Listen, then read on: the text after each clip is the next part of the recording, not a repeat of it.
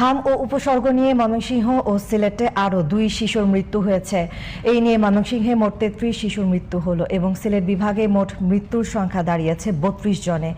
শুক্রবার সকালে Mymensingh medical college হাসপাতালের আইসোলেশন ওয়ার্ডে হাম ও উপসর্গ নিয়ে আরও 1 শিশুর মৃত্যু হয়। গত 24 ঘন্টায় নতুন করে এই হাসপাতালে আরও 23 শিশুর ভর্তি হয়েছে। হাসপাতালে আগে থেকে উপসর্গ নিয়ে চিকিৎসাধীন রয়েছে 104 শিশু। এদিকে সিলেটে হামে আরেক শিশুর মৃত্যু হয়েছে। গত 24 ঘন্টায় নতুন কোনো ল্যাব কনফার্মড রোগী শনাক্ত না হলেও সন্দেহভাজন হিসেবে নতুন করে 64 জন হাসপাতালে ভর্তি হয়েছেন। এর মধ্যে শহীদ শামসুদ্দিন আহমেদ হাসপাতালে ভর্তি হয়েছেন 27 জন এবং Sylhet MG Osmani medical college হাসপাতালে ভর্তি হয়েছে 13 জন। এছাড়া মাদারীপুরে হামে আক্রান্তের সংখ্যা ছাড়িয়েছে 365 জনে। 24 ঘন্টায় 3 শিশু সহ হাসপাতালে ভর্তি আছে 32 শিশু।